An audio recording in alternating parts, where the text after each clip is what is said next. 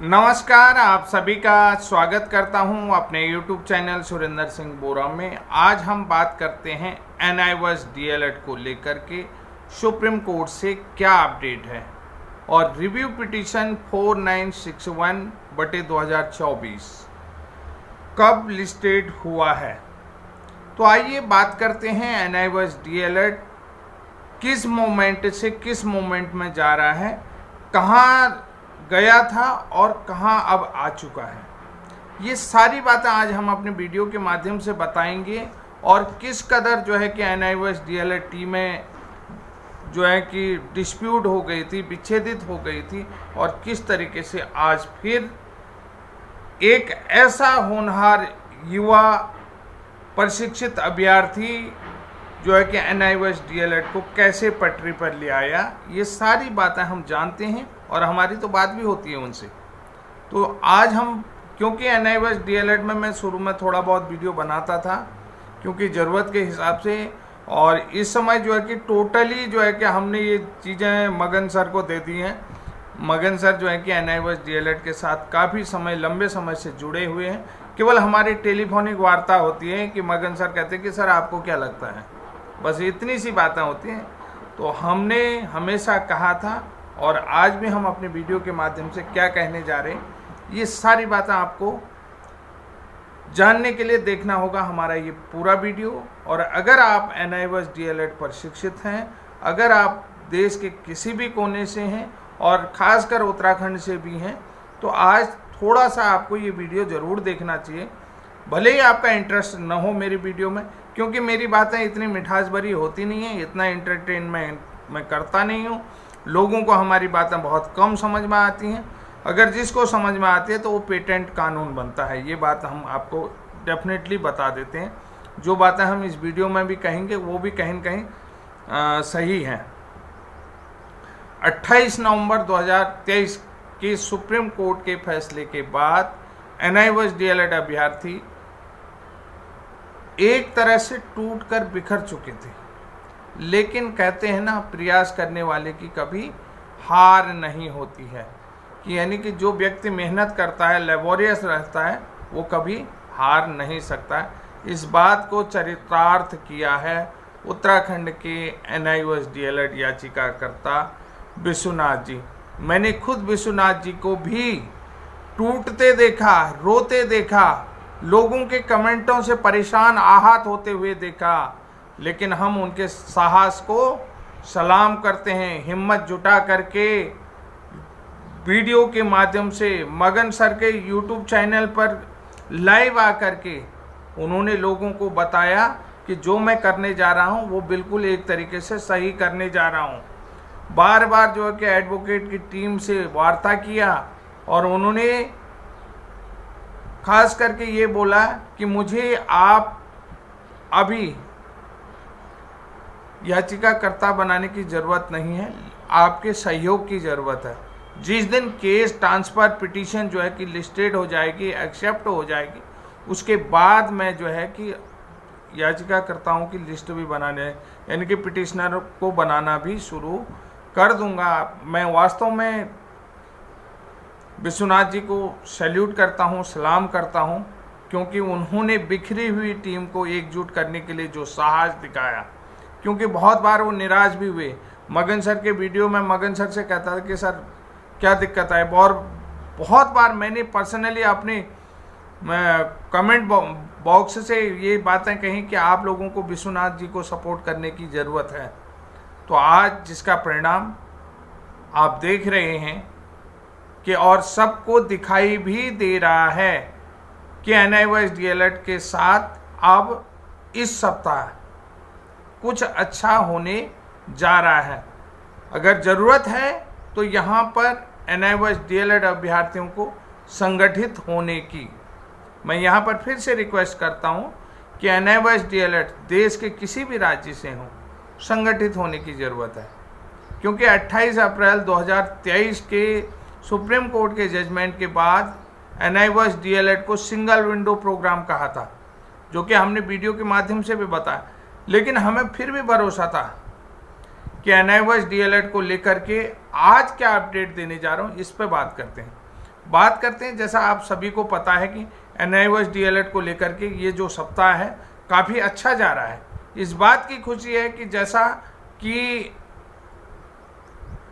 अपने माध्यम से मगन सर बार बार आप लोगों को कहते हैं और बताया है, और मैं भी मानता हूं कि सर, मैं भी मगन सर से भी कहना चाहता हूं, मैं मानता हूं कि NIOS के अगेंस्ट जब सुप्रीम कोर्ट का फैसला आया तो उसके बाद कहीं न कहीं मगन सर का भी सहयोग जाता है कि NIOS DLED टीम को संगठित करना, और प्रत्येक राज्य के जो पिटिशनर हैं, प्रत्येक राज्य के जो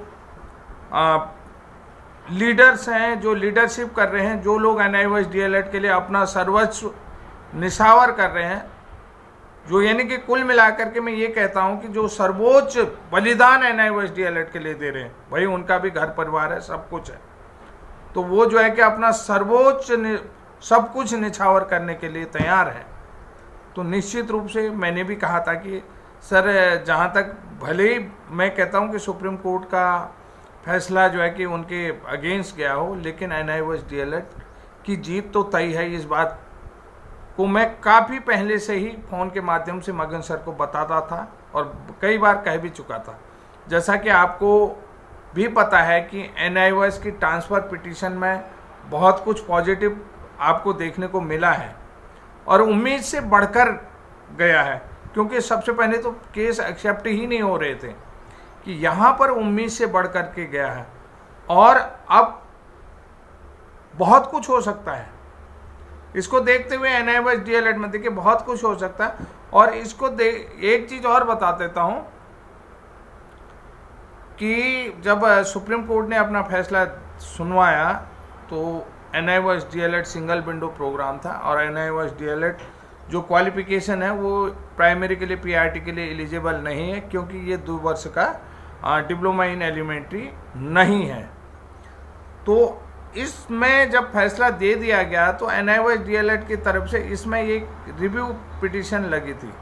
तो रिव्यू पिटीशन जो अब जो है 17 मई को लिस्टेड हुआ है, तो उस रिव्यू पिटीशन की बात मैं कर रहा हूं, जिसका डायरी नंबर 4961/2024 है। ये Vishwanath versus the state of Uttarakhand का रिव्यू है। सबसे पहली बात तो ये बता देता हूं कि देखिए, रिव्यू पिटीशन में जो फैसला सुप्रीम कोर्ट ने दिया है 28 नवंबर 2018 को, उसको लेकर के अभ्यर्थी जो भी पिटिशनर होता है वो रिक्वेस्ट करता है कि सर, जो भी यहाँ पर सबसे बड़ी चीज़ है कि रिक्वेस्ट करता है कि इसमें कुछ रह गया है या कुछ बातें रह गई हैं जो कि हमारे फेवर में जाती हैं, और कुछ बातें हम रखना चाहते हैं या कुछ पॉइंटों को हम इसमें रखना चाहते हैं।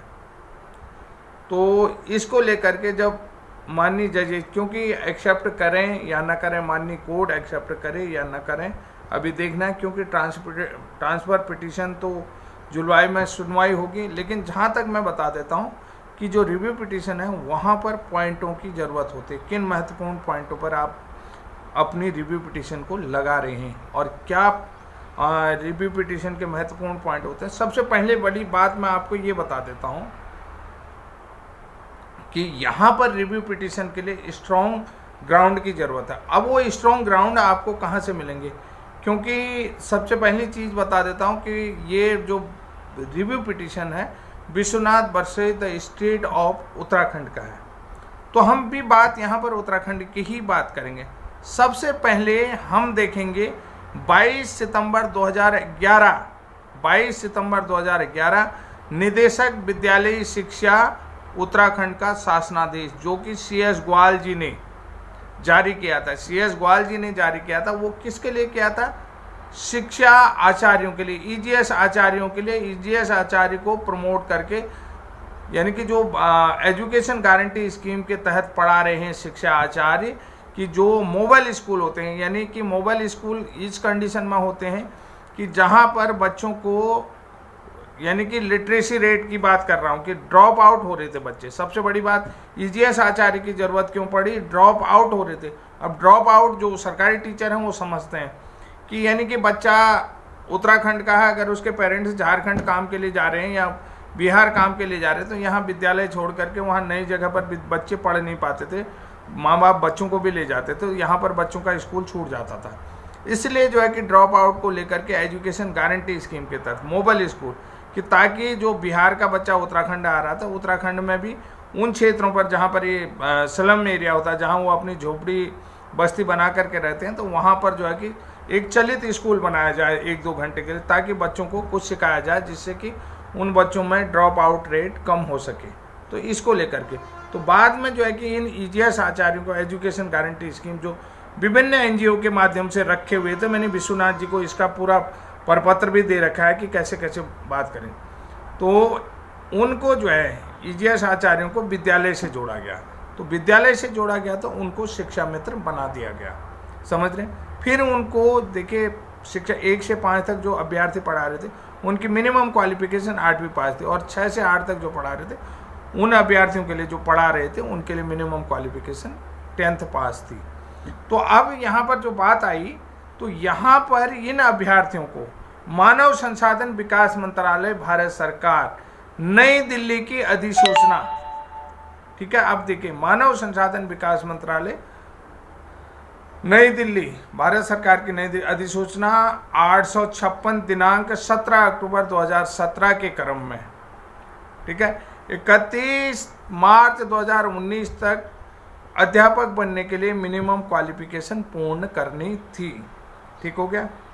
अब भैया बात ये मिनिमम क्वालिफिकेशन ये तो है 17 अक्टूबर 2017 की, इस पर उनको फोकस करना पड़ेगा। इसी 17 अक्टूबर 2017 के MHRD के मानव संसाधन विकास मंत्रालय की अधिसूचना के आधार पर ही जो है कि NIVS DLED को भी 18 महीने का DLED NIVS DLED को भी 18 महीने का DLED प्रोग्राम कराया गया। कौन सा? RT एक्ट संशोधन 17 अक्टूबर 2017, जबकि अब मैंने आपको बताया 22 सितंबर 2011 के जो निदेशक विद्यालय शिक्षा उन्होंने जो है कि शिक्षा मित्रों को प्रमोट करके शिक्षा मित्र बनाया दिया और 2012 से डाइट में DLED प्रशिक्षण देना शुरू कर दिया। ये कब करा गया? ये जब RT एक्ट 2009 आया, RT एक्ट 2009 आया, उसके बाद देखा गया कि अध्यापकों को मिनिमम क्वालिफिकेशन पूरी करनी है। यहाँ पर थोड़ी सी बात को आपको समझना हो। RT एक्ट 2009 जब जारी हुआ तो उसके बाद जो है कि क्वालिटी एजुकेशन देने के लिए अध्यापकों को प्रशिक्षण देना जरूरी था, तो 5 साल की छूट मिली है। 5 साल की छूट 2011 से 2015 तक 5 साल की छूट 1 अप्रैल 2010 को लागू हुआ। उसके बाद जो है कि 5 साल के बीच में इन सभी आचार्यों को क्या करना था? 5 साल के भीतर मिनिमम क्वालिफिकेशन पूरी करना, अपना ग्रेजुएशन करके 2 साल का DLED करना था, टेट गाइडलाइन का अनुपालन करना था, ये था सीधी सीधी बात। लेकिन 2015 तक 31 मार्च 2015 तक केवल 1-2 बैच ही प्रशिक्षण ले पाए, क्योंकि डाइट में DLED 2 साल का हो रहा था। समझ रहे हैं? अब यहाँ पर समझेंगे, डाइट में DLED 2 साल का हो रहा था तो 2015 तक प्रशिक्षण नहीं हो पाए। तब जाके भारत सरकार ने जो है और मानव संसाधन विकास मंत्रालय और शिक्षा मंत्रालय भारत सरकार की तरफ से ये देखा गया है कि RT एक्ट प्राइवेट स्कूलों में भी लागू है। यहाँ पर ये पूरी बात को आपको समझने की ज़रूरत है। ये जो मैं बात बता रहा हूँ बहुत महत्वपूर्ण बता रहा हूँ। तो यहाँ पर 15 तक केवल 2 बैच भी पूरे नहीं निकल पाए। 2 साल का प्रशिक्षण होता है DLED का, जो कम किया गया था, उस पर फोकस कर रहा हूँ। ये लेटर संख्या मैंने आपको बता दिया। कौन से लेटर संख्या? जो शासनादेश मैंने आपको अधिसूचना 856 दिनांक 17 अक्टूबर 2017 की बात कर रहा हूं भाई। ये प्रशिक्षण तब जाके संसद में बिल पास हुआ, तब जाके NCT की तरफ से ये मान्यता प्राप्त है। NCT ने जो टीचर बनने के लिए जो प्रोसेस और प्रोसीजर जारी किया, MHRD के द्वारा जो है कि ये प्रोग्राम को जो है कि वो किया गया, निर्देशित किया गया है, और NCT ने जो है कि ये प्रोसेस और प्रोसीजर जारी करा। उसके बाद इसमें RT एक्ट का अनुपालन किया गया। तो वो साथियों, जो लोग समझदार हैं, कि समझदार को कहते हैं ना, इशारा ही बहुत ज़्यादा होता, और ये पेटेंट वीडियो है। तब जाके 2015 तक नहीं हुआ, तो तब उन्होंने जब बिल पास हुआ तो तब ये चीज़ समझ में आई कि भैया ये तो 15 तक टाइम पीरियड पूरा हो गया, तो तब जाके 1 अप्रैल 2015 से 31 मार्च 2019 तक इस टाइम डेट लाइन को बढ़ाया गया है। यानी कि जो मिनिमम क्वालिफिकेशन कंप्लीट करना था, जो 1 से 5 तक सरकारी, गैर सरकारी, प्राइवेट और गैर मान्यता प्राप्त विद्यालयों में पढ़ा रहे थे, चाहे वो राजकीय में हो या प्राइवेट में हो, मान्यता प्राप्त हो या गैर मान्यता प्राप्त पढ़ा रहे हैं, तो 4 साल जो है कि फिर बढ़ाया गया उस टाइम पीरियड को। तो 31 मार्च 2019 तक इनको मिनिमम क्वालिफिकेशन प्राप्त करना था। तो कुल मिलाकर के 9 साल का ये टाइम पीरियड दिया। 9 साल में 31 मार्च 2019 के बाद 31 मार्च 2019 तक इनको मिनिमम क्वालिफिकेशन। तो अब देखिए 31 मार्च 2019 तक उसी शासनादेश के संशोधन के आधार पर NIOS DLED ने भी ये प्रशिक्षण प्राप्त किया है। और ये जो है कि MHRD का निर्देशित है प्रोग्राम है, मान्यता प्राप्त प्रोग्राम है, NCT का मान्यता प्राप्त प्रोग्राम है। अब देखिए यहाँ पर समझिए 18 महीने का प्रोग्राम क्यों बना। मैंने आपको बताया ना 18 महीने का प्रोग्राम क्यों बना, क्योंकि 9 साल के भीतर ही जितने भी अप्रशिक्षित शिक्षक पढ़ा रहे थे उनको प्रशिक्षण देना था। सरकार उससे पहले ट्रायल भी कर चुकी थी कि 5 साल के भीतर केवल दूसरा बैच कंप्लीट नहीं हो पाया था, इसलिए जो है कि उसका टाइमलाइन घटाया गया था। ये समझ लिए कि क्यों घटाया गया था। आज तक किसी ने आपको बताया नहीं होगा, लेकिन मैं अब आपको बता रहा हूँ, और वो लेटर भी मैं यहाँ पर लगाऊंगा ज़रूर। उस बात को भी आपको समझने की ज़रूरत है। विश्वनाथ जी को वो कॉपी मैं दे चुका हूँ, और विश्वनाथ जी से मैंने कहा कि अपने एडवोकेट से इस विषय में बात कर लीजिएगा, क्योंकि बहुत ज़रूरी भी है और बहुत आवश्यक भी है कि भैया 18 महीने का प्रोग्राम क्यों बना, और जो है कि CS ग्वाल जी ने जो है कि किस क्रम में जो है कि इस प्रोग्राम को, इस शासनादेश को निर्देशित किया है EGS आचार्य को। वो सारी चीज़ें आपको वहाँ पर कोड में रखने की ज़रूरत है। आशा करता हूँ कि पूरी तरीके से आप वीडियो को समझ चुके हों, और जो बात मैं कहना चाहता हूँ उस बात को भी आप समझ गए होंगे। 17 अक्टूबर 2017 का जो RT एक्ट संशोधन अंतिम और आखिरी है, उसको भी आप बेहतर ढंग से समझ गए हों। नहीं समझे हैं तो फिर से समझने की ज़रूरत है। अगर आप मेरे चैनल में नए हैं तो आप लोगों से निवेदन करता हूं, जितने भी NIOS DLED वाले हो, इसी तरीके के महत्वपूर्ण वीडियो, क्योंकि मैं B.Ed वाला हूं, ब्रिज कोर्स वाला हूं, मैं आपको बता दूं, फिर भी कहीं न कहीं किसी न किसी प्रकार से आप लोगों की हेल्प करता हूं। अभी विश्वनाथ जी को जिस लेटर के बारे में मैं आपको बता रहा हूँ, उनको मैं ये भेज चुका हूँ, व्हाट्सअप कर चुका हूँ। हम लोगों की बात होती है, ऐसा नहीं कि नहीं होते। नंदन सिंह बोरा जी हैं, उनसे भी हमारी बात होती है, उन्होंने भी बहुत प्रयास किया है और बहुत प्रयासरत भी हैं। लेकिन ऐसा है ना, देखिए एक मयान में 2 तलवार नहीं रहती हैं वाली बात है। वो DLED वाले, मैं B.Ed वाला हूँ, फिर भी एक दूसरे के सहयोग से ही गाड़ी चलती है। इस बात को मैं आपसे कहना चाहता हूँ। तो आपसे निवेदन करता हूँ कि अगर मेरी जानकारी आप तक सटीक लग रही है तो आप अपने एडवोकेट के आगे मेरा वीडियो रख दीजिएगा, वो खुद समझ जाएंगे कि यार बंदा सही कह रहा है, बिल्कुल पेटेंट बात कर रहा है कि सर इस वीडियो को देख लीजिएगा, आप अपने एडवोकेट को शेयर कर दीजिए। तो भाई वही RT एक्ट संशोधन 17 अक्टूबर 2017 के आधार पर जब शिक्षा मित्रों को आज तक छूट मिलती है, तो आपको क्यों नहीं मिल रही? मिलनी चाहिए, नहीं मिलनी चाहिए। आगे भी भविष्य में भी एक्सटेंड किया हुआ है। उत्तराखंड की जो 2024 की जो प्राथमिक शिक्षक भर्ती सेवा नियमावली आई है, उसमें आप देख लीजिएगा, उसमें ही ये मेंशन है। ये जो मैं आपको पत्रांक संख्या बता रहा हूँ 856, अधिसूचना 856 दिनांक, तो ये देख लीजिएगा। तो साथियों आज के लिए इतना ही, तब तक के लिए जय हिंद, जय उत्तराखंड।